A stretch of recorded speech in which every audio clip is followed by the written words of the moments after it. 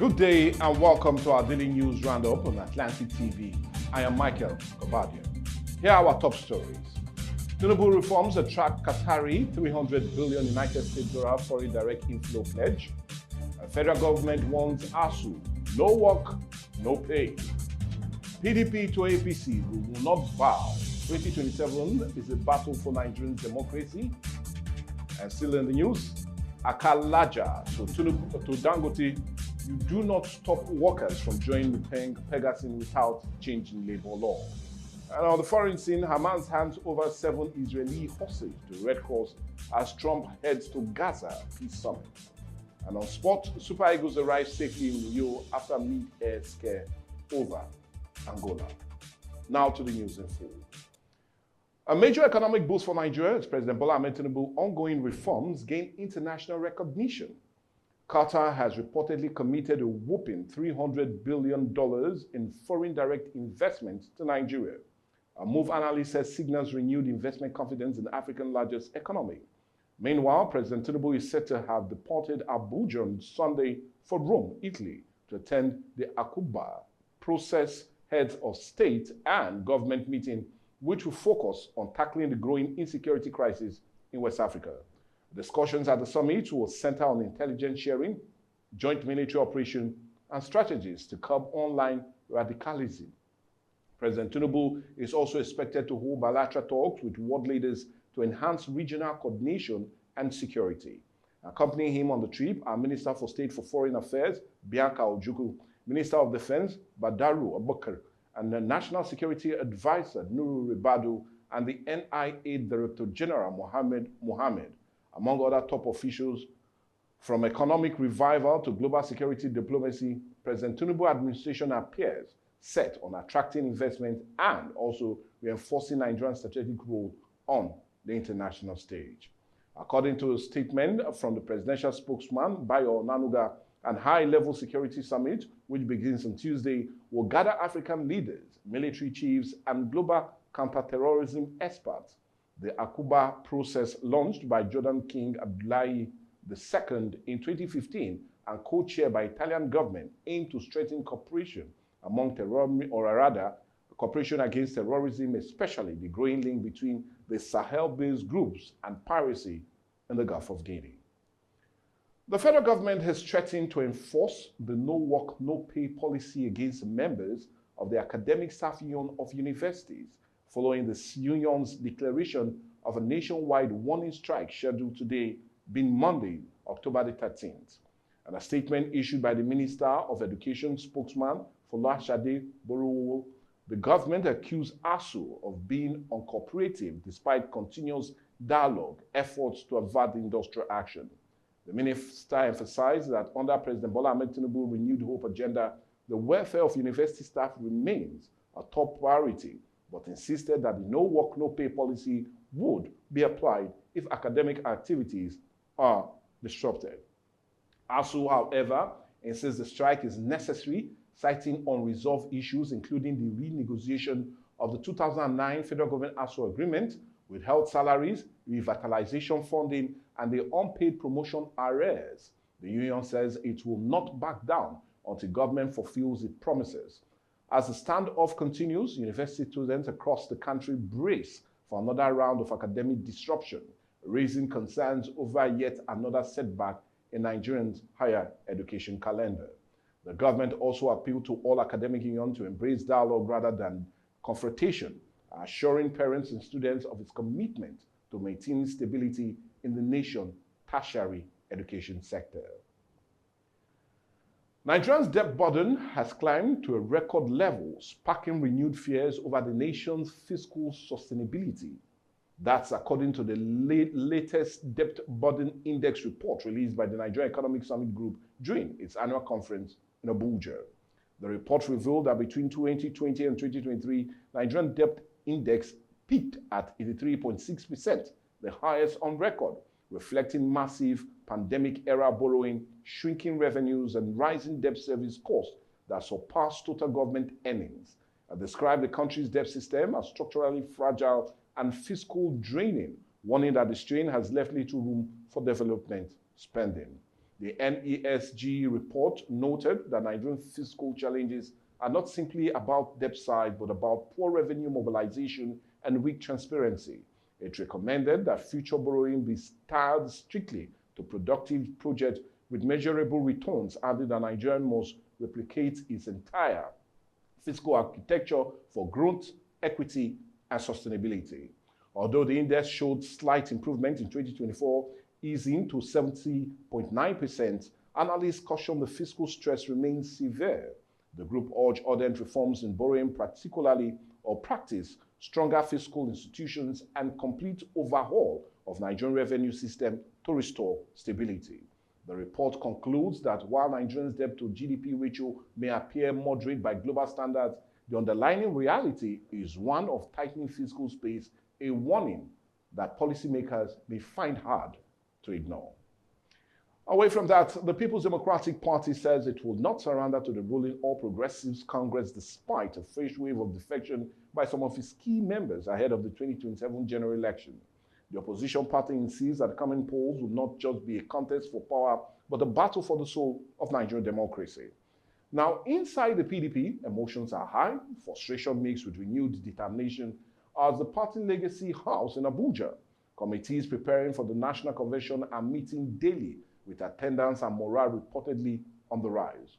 Ologun Nagba accused the APC of using coercion, intimidation, and inducement to lure members, but insists that the PDP remains rooted in the people and not in political convenience. He said the party is quietly rebuilding a new 2027 strategy based on public trust, unity, and economic recovery.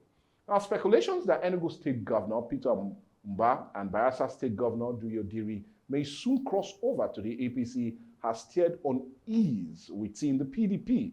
Although neither governor has confirmed the report, addressing journalists in Abuja, the PDP National Publicity Secretary, Ologun Nagba, described the defection as an orchestrated move to weaken the opposition and turn Nigeria into a one-party state.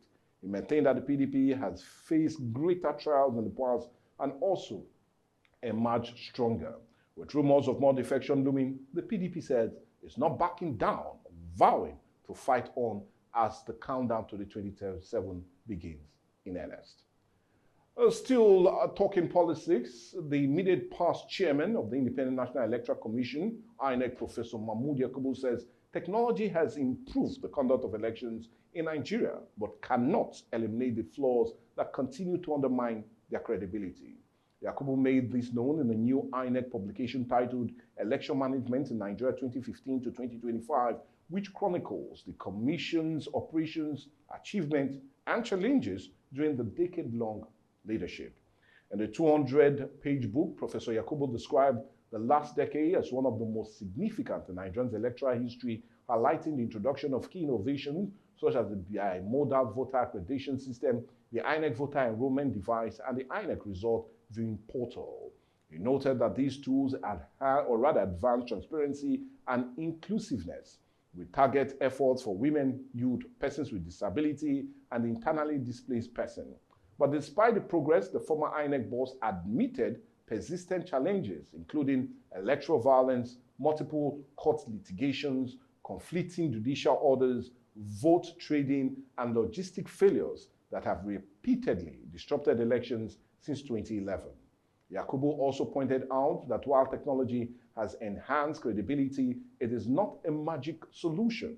He cited technical hitches, equipment breakdown, and connectivity issues as major obstacles in past elections. He said INEC responded with several reforms, from voter education and staff training to improve collaboration with security agencies to protect personnel and ensure safer election. Looking ahead, the former INEC chairman emphasized the need for continuous reform, vigilance, and public trust in the electoral process. Professor Yakubu, who served 2 terms between 2015 and 2025 under former President Muhammadu Buhari, maintained that the Commission must build on both its successes and failures to deliver free, fair, and credible elections in the future. Away from politics, down to business, former General Secretary of the National Union of Petroleum and Natural Gas Workers, the PEN, Honorable Joseph Akilaja, says the only way Dangote Refinery can prevent its employees from joining oil industry union is by amending Nigerian labor laws.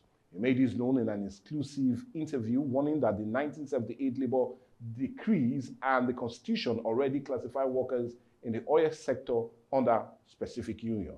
Akilaja, a veteran labor leader and former lawmaker, insists that under Nigerian's labor structure, junior oil workers belong to NUPENG, while senior staff are members of the Petroleum and Natural Gas Senior Staff Association of Nigeria, Pegasus. He ordered that any attempt to divert refinery workers into other unions will be illegal unless the country labor laws are reviewed. Akilaja, who reflected on his role in the creation of NUPENG in 1977, compared the union founding team to a football squad, describing the late Frank Kokori as Rashidi Yekini, himself as JJ Okocha, and Alija Okugbo as Omokachi Dibu. According to him, the teamwork spirit built NUPENG enduring strength. He further noted that the government in 1978 industrial restructuring reduced nearly 1,000 company-based unions to just 42 national industrial unions, forming the foundation of today's labor system. Akilaja urged Dangote Refinery to embrace cooperation rather than confrontation with existing unions, stressing that dialogue remains the only way to ensure stability in the Nigerian oil and gas sector. He also cautioned against creating a monopoly, warning that if NUPENG were to down tools nationwide, no refinery could stand alone. The Economic and Financial Crime Commission, EFCC, has launched a probe into what it described as a suspicious movement of uncleared foreign currency at the Murtala Mohammed International Airport in Lagos. Two travelers were intercepted with $6 million and 53,000 euros in cash. The EFCC, through its Lagos Zonal Directorate, 2 in Ikoyi, confirmed the travelers' identity as Mahmoud Nasidi and Yahaya Nasidi were caught by officials of the Federal Airport Authority of Nigeria FAN during a routine check at the airport's Terminal 2 on Saturday. Now, according to the commission, the duo, who had just arrived from Dubava, Addis Ababa, were en route to Abuja, allegedly failed to declare the huge sums in their possession, a clear violation of Nigerian financial regulation. Both men are reportedly handed over to the Department of State Service before being transferred to the EFCC for detailed investigation and possible persecution. EFCC operatives also confirmed the recovery of 3 mobile phones during the arrest. The suspect and exhibits were formally received by the CSE Margaret Lame, representing the acting zonal director, Assistant Commander Ahmed Gali. The commission has assured the public that full investigations are on the way to determine the source and purpose of the uncleared funds. Meanwhile, the FCC says it remains committed to cracking down on financial crimes and illegal currency movement through Nigerian airports. We need to go on a break now, but when we come back, more news across Nigeria, as much as foreign and sport news, right here on Atlantic TV. My name is Desoka, the comedy catalyst of one of Nigerian comedy. All right, guys, back at here, yes, boss. My name is Osh, baby. Yemi Alade. Yeah, what up, people? It's your boy Victor Edi. Girl Niniola. My name is my wife, Ninja Celebrity type man. My papa say, who won't carry cow, waka go, waka follow the cow. I know the life for you. I see you know you're watching the Atlantic TV. Keep watching Atlantic TV. Atlantic TV. Keep watching Atlantic TV. Keep watching Atlantic TV. Keep watching Atlantic TV. Atlantic TV. Informative, educative, interesting, entertaining. Worldwide, international. Don't go anywhere, I'll catch you. Don't touch that die. Atlantic TV. Boom. Atlantic TV, we wanna party. Atlantic TV. Culturally inclined and uniquely different. Welcome back. Now the rest of the news. Tension in the Middle East may be easing slightly tonight as Hamas has handed over 7 surviving Israeli hostages to the Red Cross, the first step in a ceasefire and hostage exchange deal brokered by global mediators. Now, according to the Israeli army, a Red Cross convoy entered northern Gaza on Monday to receive the hostages following weeks of indirect talks involving the United States, Egypt, and Qatar. The release marks the beginning of hostage prisoner swap that includes for the 7 Israeli captives, both living and dead, to be exchanged for 250 Palestine prisoners and 1,700 Gazans held by Israel since the conflict erupted.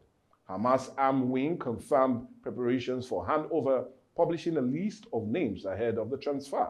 Israeli officials said the exchange will be complete once all hostages are confirmed back across the border. Meanwhile, the U.S. President Donald Trump has departed for Israel and Egypt, where he will be co-chair a Gaza Peace Summit in Sharm el-Sheikh alongside Egypt President Abdel Fattah al-Sisi. The summit will bring together over 20 world leaders, including the United Nations Secretary General Antonio Guterres, Jordan King Abdullah II, UK Prime Minister Keir Starmer, and French President Emmanuel Macron, among others. Neither Israel nor Hamas will attend, though mediators are expected to sign a guaranteed document to solidify the truce and humanitarian commitment. Reports said hundreds of thousands of Palestinians have begun returning to Gaza City following the ceasefire. Local authorities estimating over 500,000 returnees since Saturday. As the world watches closely, the next 48 hours will determine whether this fragile peace holds or whether the region slides back into another cycle of violence.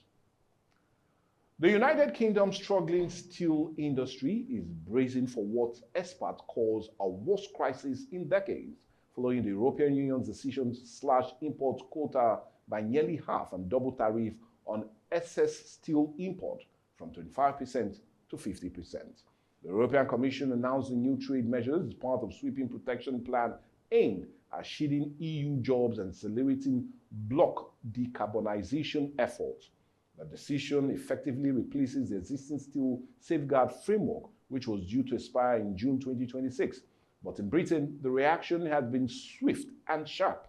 Industry leaders warned that the move could cripple the UK export market, already under pressure from the United States import tariff and domestic plant closures.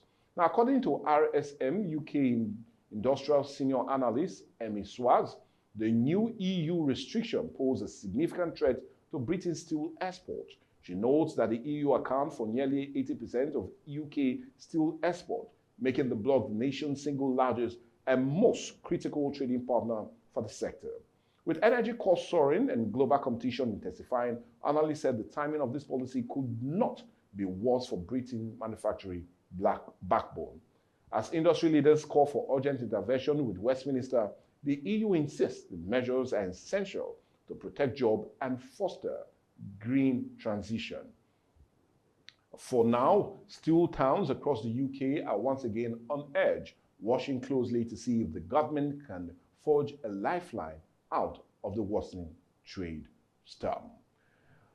Now, talking sports, there was a brief scare for Nigerian Super Eagles on Saturday after their chartered flight was forced to make an emergency return to Angola mid-air.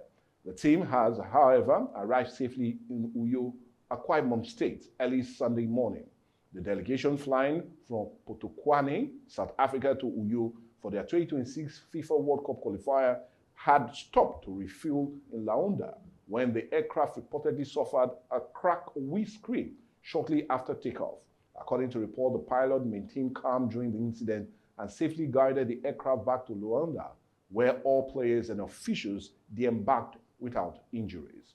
The Nigerian Football Federation confirmed the emergency logistics were swiftly activated with a replacement plan or plane detached from Lagos to transport the team to Uyo. The flight eventually landed at the Victor Atta International Airport around 8:05 a.m., where relief and cheers greeted the players. Though the incident caused a delay in the team's arrival schedule, focus has now shifted back to football as the Super Eagles prepare to face Benin Republic in a critical World Cup qualifier, a match widely seen as a must-win for Nigeria qualification hope. With the team now safely in camp, officials say preparations will resume immediately as the Super Eagles look to turn the scare in the skies into inspiration on the pitch. And still talking sports, and a major boost for grassroots football development, ACT Sports, the Oyibo Academy, in partnership with Torino FC Academy of Italy, has expanded its operation to Ondo State, officially inaugurating a new branch in Ondo City. The move is aimed at discovering and nurturing young football talents across Nigeria's southwest region. Founder and director of ACT Sports, the Oyibo Academy, Pastor Samuel, made this known during an official unveiling ceremony on Friday. He credited the expansion to the commitment of Coach Michael, an Ondo-born trainer whose passion for developing young players has contributed immensely to the academy's growth. According to Pastor Samuel, the new branch will serve as a talent discovery hub for the region and create a structured pathway for young athletes to reach professional levels, both locally and internationally. The academic chief scout, former Nigerian international Peter Nikete, has already identified several promising players during the two-day scouting program. Secretary and translator Maria G. Dibasi expressed joy at the turnout, saying the initiative will take children off the streets and give them a future through sport. The curator of the material, Mr. Ikechukwu, also praised the hospitality of the Ondo community and reaffirmed the Academy's commitment to promoting youth development through discipline, exposure, and global opportunities. With the Ondo branch now active, ACT Sports says it plans to extend its reach to other states, including Zamfara, Nasarawa, and the FCT, as it continues its mission to build the next generation of Nigerian football stars. Well, with that sharing news, we've come to the end of the news today on Atlantic TV. We'll always remind you to go drop any newsworthy story on our different platforms, and we'll be more than happy to have it. God bless you. We'll see you next time on Atlantic News.